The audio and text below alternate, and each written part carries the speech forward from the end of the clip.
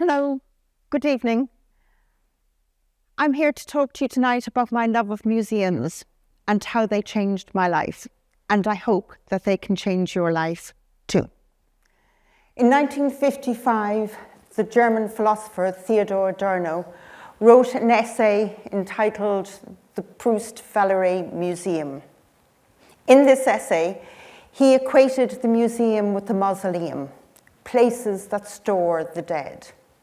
He also talked about the word museal, which in German refers to something that is museum-like. So it's the equivalent of the English, oh, he's a fossil, or that belongs in a museum. It's a derogatory term to refer to something that is of no use. I would rather think of museums using the original ancient Greek term museum, excuse my pronunciation, which refers to the seat of the muse. And curators are those who take care. So this definition positions the museum as a repository of knowledge that can inspire you.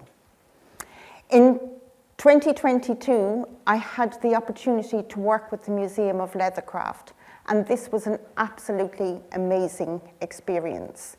It was an educational project that was designed to give students an intimate engagement with museum objects, to have the possibility to hold objects, to turn them upside down, to see how they were made, to look at them from the inside, from the back. This was to encourage deep research that moved beyond desk-based research, moved beyond browsing the internet to see images, and actually touch things, touch history, see the hand of the maker. So the Museum of Leathercraft is full of absolutely fabulous objects. But the thing that stuck in my mind most was not a fabulous object. In fact, it was an incredibly dull, prosaic little object. There was nothing beautiful about it. It looked like a dog collar, more like a greyhound collar than a collar for your little pooch. And this was a garroting collar. And it was made in response to the garroting panic of 1862. Now, for those of you who are not familiar with garroting, I'll give you a quick lesson. So in the garroting panic, it was believed that assailants went up behind their victim holding a ligature of some kind. If this was being written by Sherlock Holmes, it would probably be a piano wire. They whip it over the neck of their victim and pull tight, thus rendering the victim unconscious, or in some cases, depending on the ligature and how hard you pull, they die. So, and other ligatures are obviously available if you don't have a piano wire handy. You can use something else. So in 1862, the newspapers published articles that suggested that there was an epidemic of garroting in London, and people were afraid to go out in the evening. Even the police at the time had stiff garroting collars made to protect them from being garroted in the evening. There was no garroting epidemic. It was whipped up by the media and resulted in parliamentary legislation. So in 1863, there was the Garroting Act, and in 1864, the Penal Servitude Act. Both of these allowed for draconian punishment for minor crimes. So this fake news had a significant impact on the society at the time. So museum objects aren't just beautiful things. They aren't just interesting things. They actually tell us something about what people believed at the time. But they also have relevance to the present. They remind us how gullible we are, how we will believe newspaper articles, how newspaper articles that we believe that are fake can have a significant impact on our culture, on our society. So museums are these important repositories of information. Because I love a good museum, and because there isn't one immediately accessible all the time, I decided to produce my own. So, welcome to the Wolfe Island Collection. This is a museum based on a fictional island that was discovered in 1962 by the explorer and anthropologist Greta Wolfe. When she arrived on the island, it clearly had been abandoned all at the same time. And that's very interesting and very significant for researchers. The inhabitants had just upped and left all at the same time. They left all of their objects behind, their artifacts, their utensils, their tools, their clothes, and just disappeared. So it's taken researchers a significant amount of time to try and work out exactly what happened to the Wolfe Islanders. And it's assumed that the island was abandoned because of a catastrophic climate event. And the assumption is that it was the eruption of Mount Tambora. So that eruption actually had a significant impact on the global climate in the year of that eruption, and also was one of the reasons why the novel Frankenstein was written. So it not only had an impact on our climate, but it also had a significant impact on culture. So of the objects that were found on the island, there are 132 of these figures here, which we describe as guardians or the ancients. And these figures on their reverse side have drawings, which you can see in the slide on the bottom right.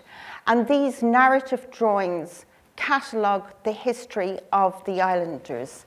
In this particular drawing, which has become very degraded over time, you can see rough seas and with a boat and people in it. So this is actually recording how they arrived on the island in the first place.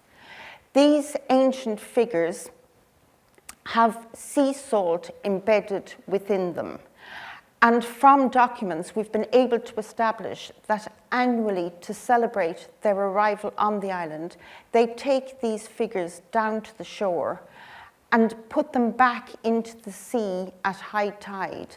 And as the tide recedes, the figures emerge from the water, reenacting the arrival of the ancients on the island. The object on the bottom right is a child's cradle. And this object is very significant because it's made from driftwood from a sea wreck. And the location of Wolfe Island has been redacted from all the documents to protect it from tourists, but also from trophy hunters and artifact hunters who would be interested in gaining access to some of these objects for the global artifact market. But this object is particularly important, as I said, and it's because it's made from driftwood from a shipwreck that has up until now not been found. And those shipwrecks are very vulnerable to artifact hunters because quite often they have gold or other precious metals on them, so it has to be protected. We can tell that it's from that ship because of the markings on the wood. The most significant object in the entire collection is also the smallest object in the collection. So on the top right it's a tooth locket. So this little object opens, and inside there is a child's milk tooth. Hundreds of these were found all across the island, distributed in all dwellings. And this milk tooth, these tooth lockets, are the only genetic material we have that enables us to study the DNA of the Wolfe Islanders. So an incredibly important find for the collection. It'll also help us eventually establish whether descendants of the Wolf Islanders actually survived on any of the other islands, or even as far as the mainland in the location of the island. So a really, really important find. We also have the diaries of Greta Wolf. And the page that you can see, which is just behind my head, if I'm not blocking it, is the page in her diary where she notes when the day she first saw the island, where she came upon this uncharted, this extraordinary abandoned island that nobody else had seen since the middle of the 19th century. So objects are important. We have an extraordinary relationship with objects. We develop this from early childhood. Museums are not full of dead objects. They are seed repositories. They are there, they are waiting for us. We need to visit museums. We need to take care of them. They are there waiting for you to activate them, to come and extract the knowledge that these objects have. Visit a museum. They are your old friends, and they're still valuable. They still have lessons to tell us.